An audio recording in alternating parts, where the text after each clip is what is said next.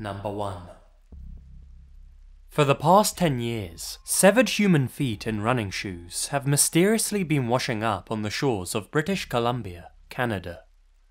Since 2007, 16 feet have washed ashore, most of which remain unidentified. Of those 16, only 2 have been left feet, both of which were matched with their right counterpart. The rest have all been from separate people. So, where on earth are they all coming from? Why did they only start appearing after 2007, and why have no other body parts surfaced? As stated in a Toronto Star article back in 2008, speculation ranged from natural disasters, such as the tsunami of 2004, to the work of drug dealers, serial killers, and human traffickers. On top of those theories, some people thought that local medical students were playing a sick practical joke with parts of cadavers, or that the feet could be from the passengers of a plane that crashed into the sea. The fact that a human foot can float as far as 1,000 miles made this an extremely tough nut for investigators to crack.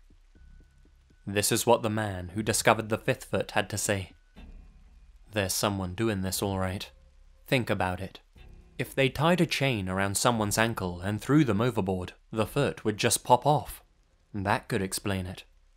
Maybe they've got a lot of bodies stored up in a container and they got washed out. We don't know. There's a lot of stuff that goes on over here. In reality, the truth is actually far less sinister, though still very tragic.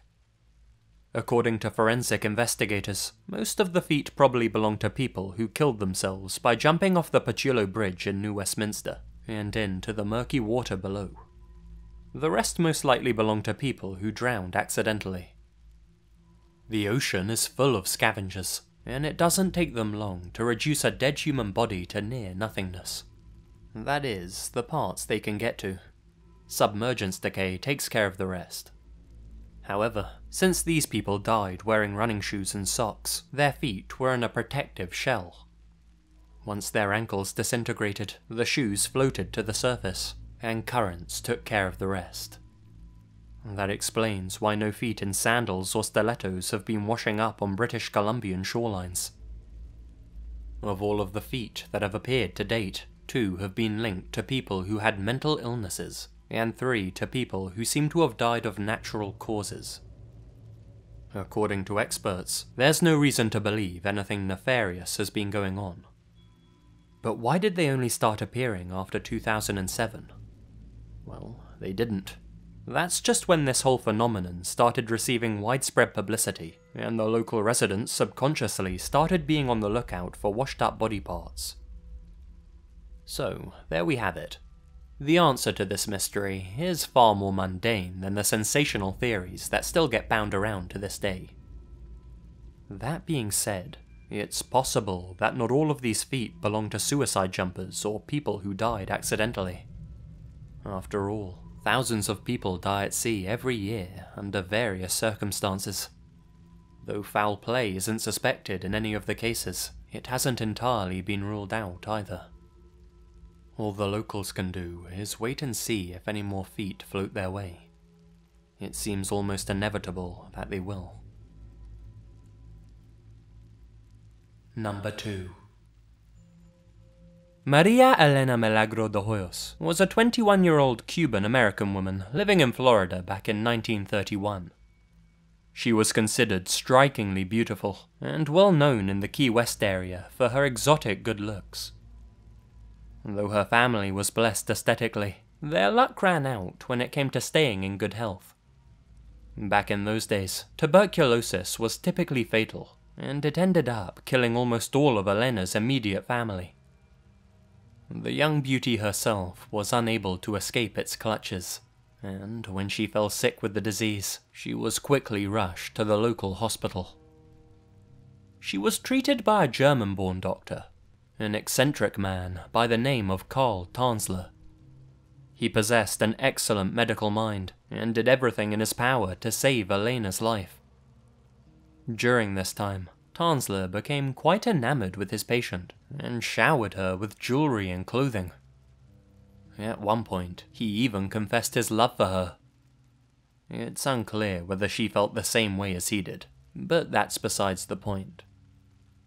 Despite his best efforts, Tansler was unable to save Elena's life, and on October 25th, 1931, she passed away. When it came time for Elena to be buried, Tansler paid for the entire funeral, and even had an above-ground mausoleum constructed for her. No expense was spared. Her family was of course thrilled by this. They couldn't afford to pay for such a grand monument themselves. The good doctor had become very close with their relative during Elena's treatment, so if he wanted to pay his respects in this manner, so be it. You can imagine her family's surprise and disgust when they went to visit Elena's grave one day, only to find it completely empty. Her body had been stolen. But why would someone have gone through the trouble of digging her up, and where had they taken her? Those were the questions on the detectives' minds at the time. For the next 7 years, the whereabouts of her corpse and the identity of the body thief would remain a mystery. Turns out, the culprit was a lot closer to home than anyone at the time had expected. Her own doctor. When Elena was first brought in for treatment, Dr. Tansler was mesmerized by her beauty. On top of that, there was something extremely familiar about her face. As a child, Tansler claimed to have had a set of visions in which he was visited by one of his dead ancestors, Countess Anna Constantia von Kossel. During these visions, the spirit of his ancestor revealed the face of his one true love, the woman he was destined to marry. When Tansler first set eyes on Elena, he instantly recognized her as the dark-haired woman who had been revealed to him by the dead countess. Unfortunately for him, he was unable to save the life of his future bride. But Tansler wasn't about to let something as trivial as death get in the way of his love life. Every night, he would visit Elena's tomb to be with her. This carried on for 2 years. As time passed though, visiting her grave no longer sated his obsession.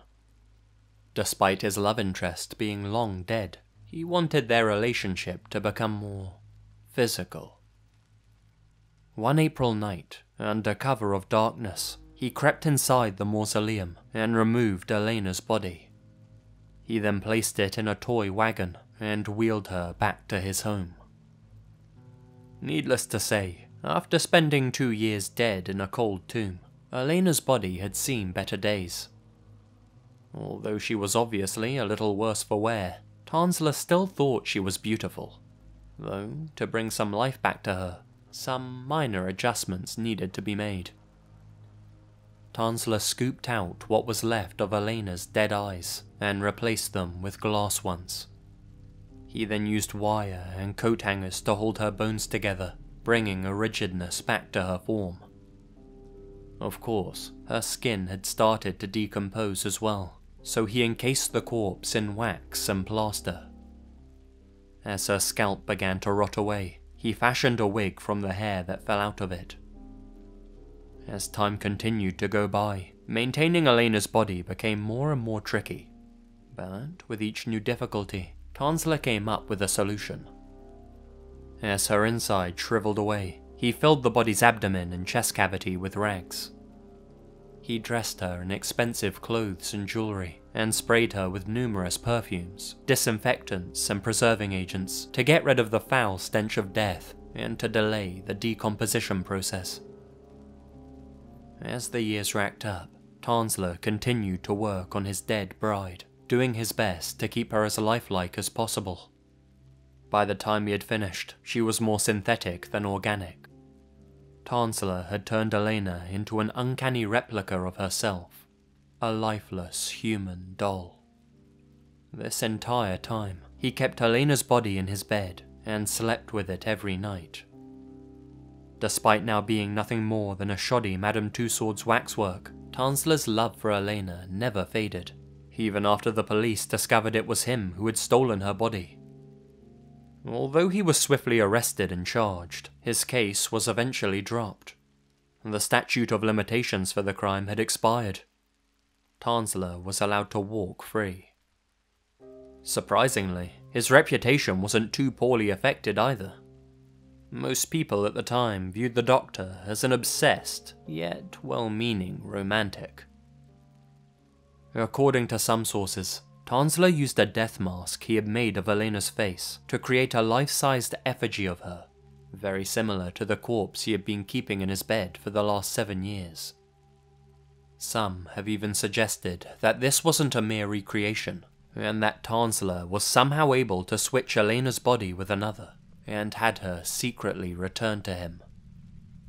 Whatever the case, Tansler died a free man at the age of 75, his doll bride watching over him as he passed away.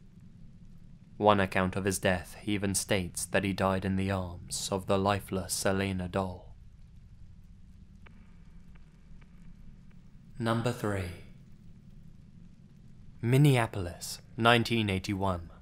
A 911 operator receives a call from an obviously distressed man. He's breathing heavily into the phone and struggling to hold back tears. Through whimpers and a barely coherent voice, the man confessed something truly shocking. Will you find me? I just stabbed somebody with a knife stick. I can't stop myself. I keep killing somebody. Whoever was on the other end of the line, they weren't lying.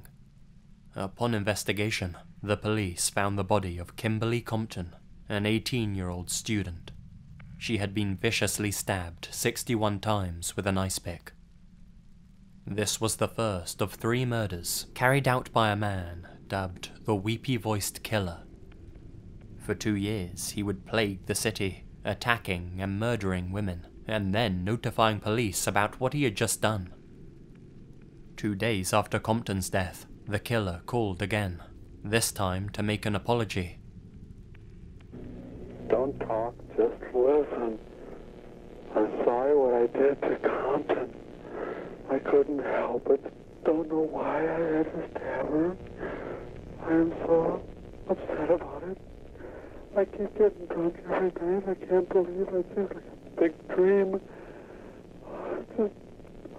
I can't think of being locked up. If I get locked up, I'll kill myself. I'd rather kill myself than get locked up. I'll try not to kill anybody else. Another day passed, and the weepy-voiced killer called yet again, this time to say that the newspaper accounts of the killing were inaccurate.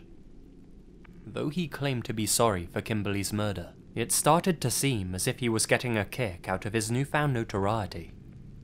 Detectives knew that if that was the case, it was highly likely he would kill again. They weren't wrong.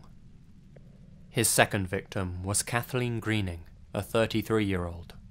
He drowned her in her own bathtub. Finally, Barbara Simmons, a 40-year-old he had met at a bar. She was stabbed more than 100 times.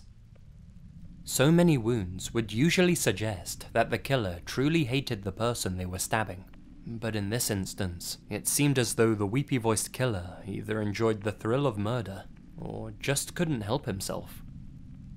The calls he made are quite chilling to listen to, and it's likely that his reign of terror would have continued had it not been for the actions of a 21-year-old prostitute called Denise Williams. The elusive, weepy-voiced killer had planned for her to be his 4th victim. On this particular night, he solicited Denise and brought her back to his apartment to have sex with her. Afterwards, he offered to drive her back. She accepted. On the way back though, Denise sensed that something was wrong. Rather than driving her directly back to her stop, her client was taking her down a dark suburban area. That's when he pulled into a dead-end road and stopped the car. Noticing an empty bottle on the floor, Denise quickly picked it up to use as a weapon, a decision that probably saved more than just her life. The man pulled out a screwdriver and stabbed her several times in the stomach. She smashed the bottle over his head, causing the man to bleed profusely and allowing her enough time to make her escape. Not long afterwards, a 911 operator received a call. The dispatcher immediately recognized the voice on the other end of the line. There was no mistaking it. This was the weepy-voiced killer. This time, however, he wasn't calling to make a confession. He was calling for an ambulance. The damage that Denise had inflicted on him was too severe to ignore. Officers were notified, and within minutes, the weepy-voiced killer was in custody. This was him, Paul Michael Stefani, a janitor with a history of mental illness. A man who said that to him, murder was as much a part of normal life as driving or eating. He was convicted of murder and attempted murder, and sentenced to 40 years in prison.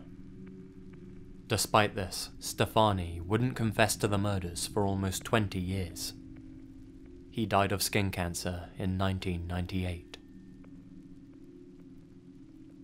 Number 4. Harrington, Delaware, 1991. A man called Charles Holden calls the police and asks for an officer to be sent to his house immediately. He claimed that he had just picked up a hitchhiker. While driving the guy to where he needed to go, the stranger suddenly pulled out a screwdriver and began attacking Charles, demanding that he give him all his money in his truck. Charles said that he managed to escape and ran to a nearby store for help. The hitchhiker jumped out of the truck and chased him, but Charles managed to get back inside his vehicle. The hitchhiker sprinted after the truck, but eventually gave up. Charles said that he drove around for a while to clear his head, before heading back to the home he shared with his mother, Dorothy Donovan. When he finally got there, he saw that the same hitchhiker that had just attacked him was skulking around outside his property. An officer was immediately dispatched. By the time he arrived, the supposed hitchhiker had fled the scene, but just to be safe, he escorted Charles inside. That's when they noticed the broken back door window. They rushed upstairs and found the body of Charles's mother, Dorothy, in her bedroom. She had been stabbed to death. Nothing had been stolen, and there was a bloody handprint on the banister. The prime suspect was, of course, Charles. His story was rather implausible after all. It sounded as if he had just made the whole thing up on the spot. I mean, what were the odds that the same hitchhiker that had just tried to rob him would randomly end up at his house, break in, and then murder his mother for no good reason without taking a single thing with him? Well, this case demonstrates that Lady Luck does like to show off her twisted sense of humor from time to time. DNA extracted from the bloody palm print proved that Charles wasn't responsible for his mother's death. What's more, 4 eyewitnesses were found that confirm the hitchhiker did exist. The case appeared on the popular TV show Unsolved Mysteries in 1995. It wouldn't be until 2006, a full 15 years after the incident, that the hitchhiker was found. Gilbert E. Cannon. His DNA matched with that found at the scene. He confessed to killing Dorothy and said that he was on drugs at the time. He wanted to find a place to stay for the night, and by pure chance, the first house he came across without any lights on belonged to Charles and his mother. When he saw Dorothy inside, he stabbed her to death with his screwdriver in a drugged-up haze. He was sentenced to life without the possibility of parole.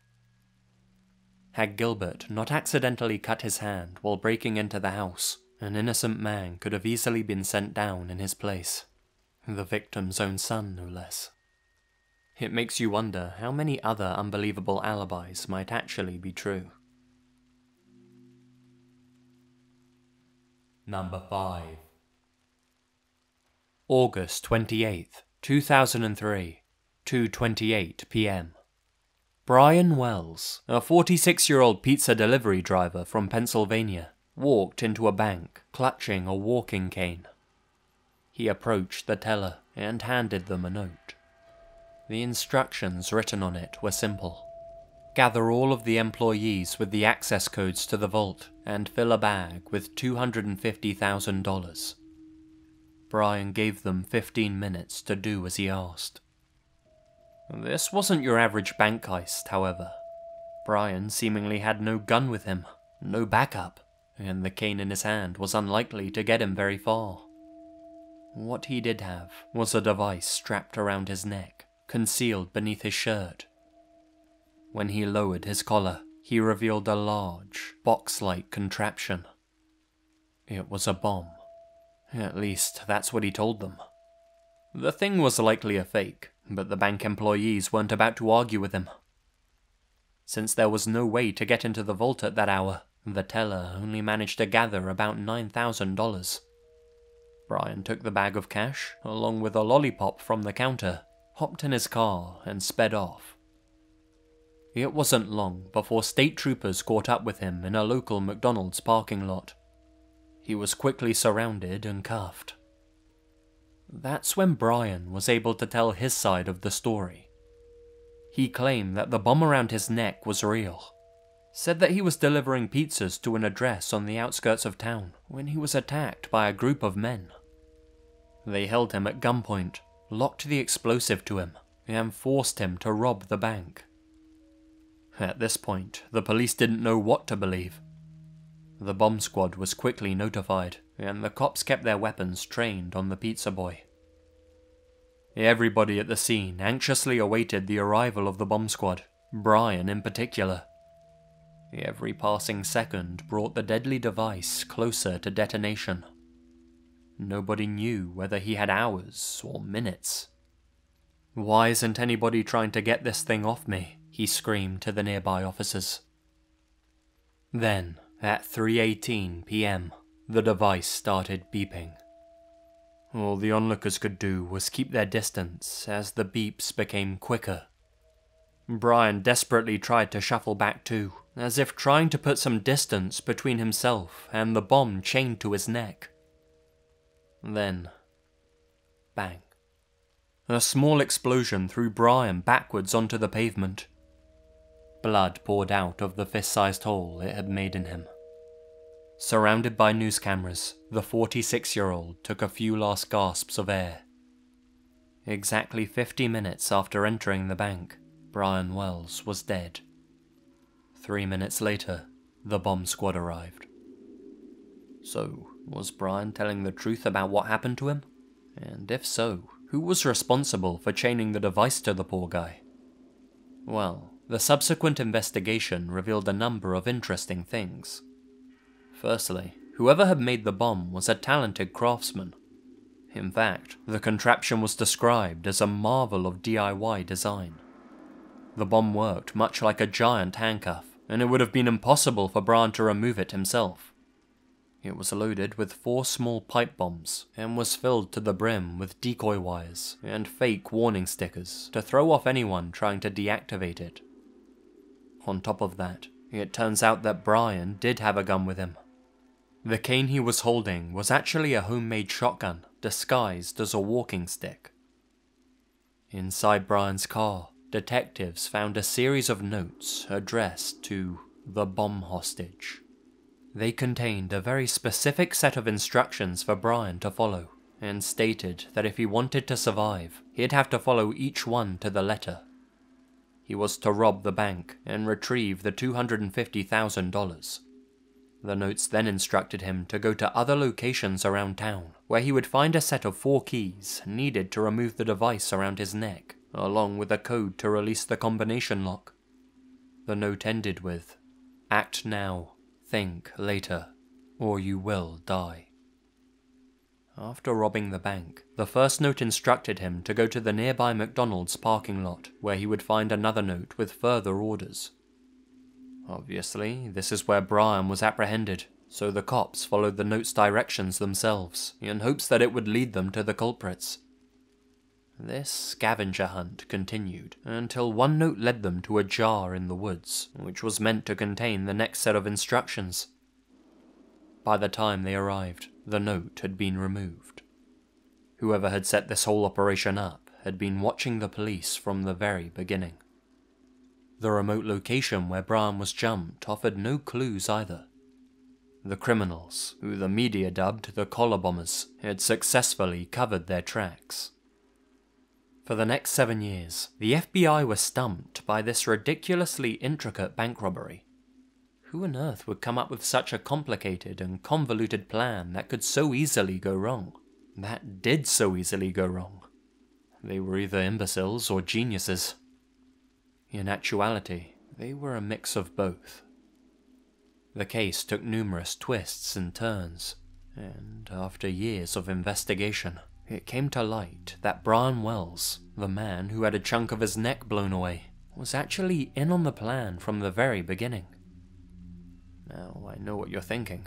What sort of madman would agree to have a live bomb strapped around his neck and then go on a life or death treasure hunt? Well, the answer to that is not Brian Wells. Let me explain. Brian had racked up a lot of debt with a group of crack dealers. He wasn't a user himself, but had started a relationship with a prostitute who was. In return for crack, she would have sex with the mild-mannered pizza boy. Now, it doesn't take a genius to work out that crack dealers are the last people on earth you want to owe money to. He was desperate and needed an out. That's when he was approached by Kenneth Barnes, Bill Rothstein, and Bill's ex-girlfriend, Marjorie Deal Armstrong. The group had a plan to rob a bank, which involved someone wearing a fake bomb around their neck. Not to speak ill of the dead, but Brian wasn't the sharpest tool in the shed. In exchange for a cut of the loot, he agreed to wear a fake device around his neck and carry out the heist.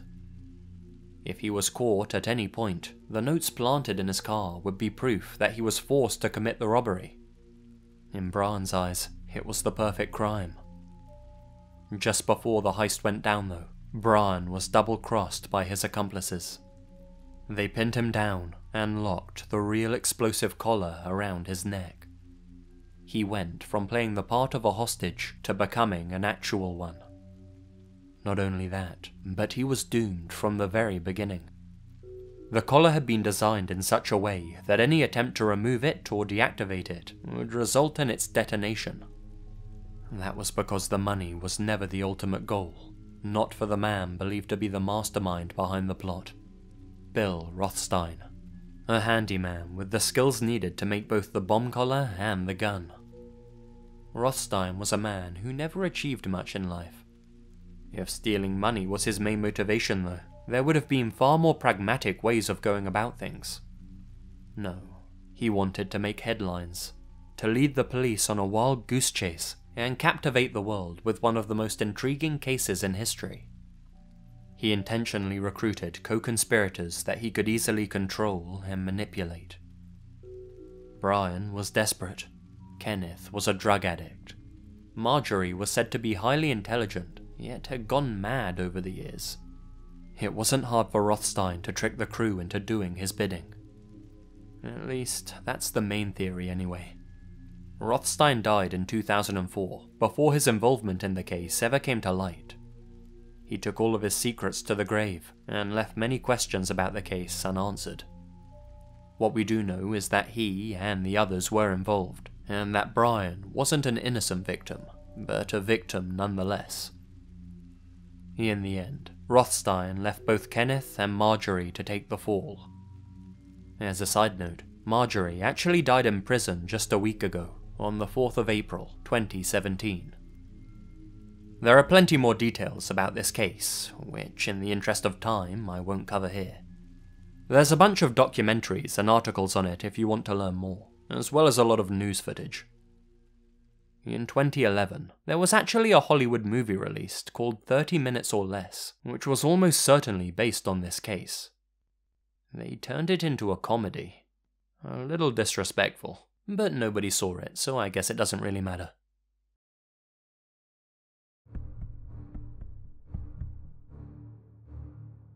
Hi guys, Lazy here, and thank you very much for listening. Well, I know most of you probably enjoy story videos a lot more than these, but I think from time to time it's a lot more fun for me, personally, to mix things up a little and do a few of these list videos. Not too many, mind you, I always like to focus on the stories. And speaking of which, I'm gonna have some more coming for you very soon. because I held that poll on Twitter and you guys have voted for some creepy cult stories, I believe. Anyway guys, if you did enjoy this video, then be sure to smash that like button or I'll smash you. And feel free to come and join me over on Twitter and Facebook, Snapchat, all my other things, blah blah blah, you get the drift. Until the next one guys, you all stay spooky. And remember, the best things happen in the dark.